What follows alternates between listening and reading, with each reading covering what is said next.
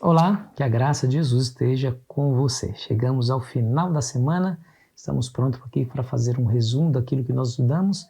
Agradeço a você por ter estado comigo durante todos os dias dessa semana, meditando na palavra de Deus na primeira hora do dia.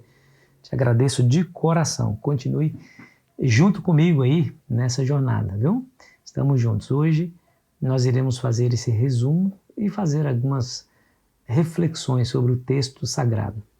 Fique comigo e não se esqueça de se inscrever caso ainda não tenha feito e ao final de deixar o seu gostei caso aprecie o nosso trabalho, tá bom? Vamos ao resumo.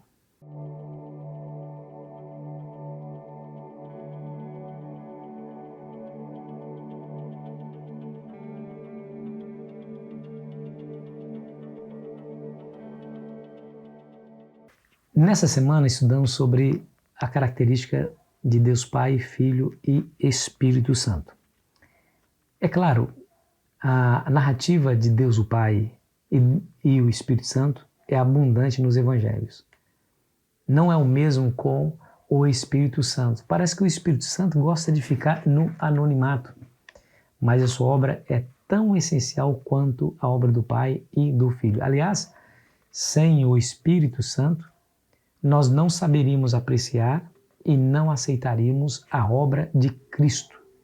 Ou seja, todo o esforço feito por Cristo teria sido em vão se o Espírito Santo não promovesse em nosso coração o novo nascimento, que é a verdadeira conversão. Ele nos convence do pecado, da justiça e do juízo. Aliás, é Ele quem implanta dentro de nós o arrependimento verdadeiro, genuíno, quando cometemos algum pecado. E Ele que nos conduz a Cristo para que possamos pedir, confessar o pecado, pedir o perdão e assim receber o pecado. A importância aí do Espírito Santo. Essa, a ação do Espírito Santo, nós estudamos na lição aí de quarta-feira, né? Deus o Pai. Deus o Pai ama o mundo. Aliás, ninguém precisa convencer Deus o Pai a amar a humanidade pecadora. Não, o registro bíblico é que Deus amou o mundo de tal maneira que deu seu Filho unigênito, ou seja, enviou o seu Filho. Veja que Deus o Pai nos ama e se sacrifica para nós. Entregou seu Filho, Ele mesmo não julga o mundo, mas conferiu ao Filho o julgamento. Ele deu ao Filho a palavra, ou seja, a palavra que Jesus ensinou, ele recebeu do Pai. Deus, o próprio Deus, nos ensina e ele responde às nossas orações. Jesus falou isso várias vezes, né?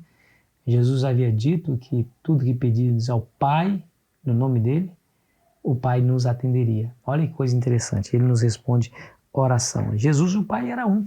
A unidade de Cristo com o Pai era evidente. Ele dizia, eu não posso fazer nada sem que o Pai me ordene. Tudo que eu falo, tudo que eu faço vem do Pai. Eu vi o Pai fazendo e assim eu ensino, eu falo. Todas as obras que Jesus fez pelo poder do Pai. Você se lembra que quando ele estava em frente ao túmulo lá de Lázaro, ele faz uma oração agradecendo a Deus que sempre o ouve. Aí depois ele chamou Lázaro para fora, né? Então, se conhecer o Filho é conhecer o Pai, precisamos correndo estudar a personalidade de Cristo para que possamos compreender a personalidade do Pai. A própria palavra Pai já é algo assim muito significativo para nós, porque Pai denota proteção, amor incondicional, cuidado, amizade, proximidade, carinho. E Jesus foi quem nos ensinou a dirigir-nos a Deus como Pai. Na oração do Pai Nosso, ele nos ensinou. Então, orareis assim, Pai Nosso que estás no céu. Então, ele nos ensina a chamá-lo de Pai, né? Inclusive, essa palavra Pai, de todas as vezes que aparece em todo o Novo Testamento a palavra Pai, mais de um terço aparece nos escritos de João, tanto no Evangelho como nas cartas de João, né? E aí vimos o Espírito Santo, que eu já falei, que é importante, a ação fundamental, a ação dele em nossa vida para que tornemos nos tornemos aquilo que o Senhor Jesus quer que sejamos, né? Mais parecidos com Ele. Na oração sacerdotal de Cristo, ele demonstra ali o seu desejo de unidade para com os discípulos, né? Não somente com o desejo de unidade, mas também queria que houvesse ali uma restauração do relacionamento íntimo de Deus com as pessoas, com a humanidade, assim como ele tinha um relacionamento íntimo com o Pai. Ele desejava que isso fosse uma realidade na vida dos discípulos. Agora, na parte de sexta-feira, Ellen White vai dizer assim: o Consolador é chamado o Espírito da Verdade. Sua obra é definir e manter a verdade. Ele primeiro habita no coração com o Espírito da Verdade e torna-se o Consolador. Há conforto e paz na verdade. Não há paz ou conforto real, mas nenhuma paz ou conforto real pode ser achado na falsidade. É por meio das falsas teorias e tradições que Satanás controla a mente, encaminhando as pessoas às falsas normas. Ele deforma o caráter. Por meio das Escrituras, o Espírito Santo fala à mente e grava a verdade no coração. Assim expõe o erro, expulsando-o do ser. É pelo Espírito da Verdade, agindo por meio da palavra de Deus, que Cristo conduz a si mesmo o seu povo escolhido. Então nós necessitamos desesperadamente e urgentemente da obra do Espírito Santo em nós.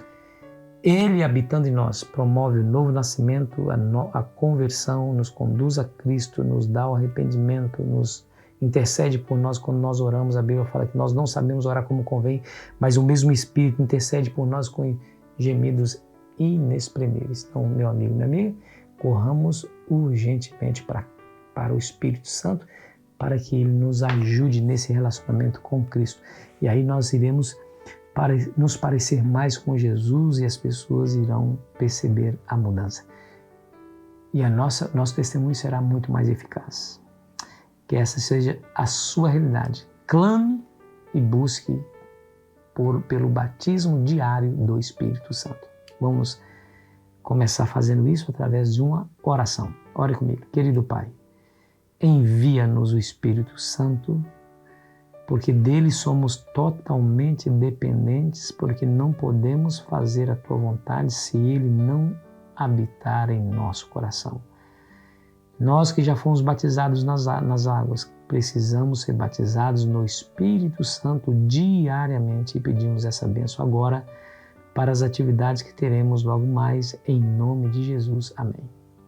Foi muito bom estar com você. Amanhã continuaremos aqui a nossa jornada, uma nova temática, nova semana de estudos. Eu espero você ansiosamente. Aproveite bem o seu dia.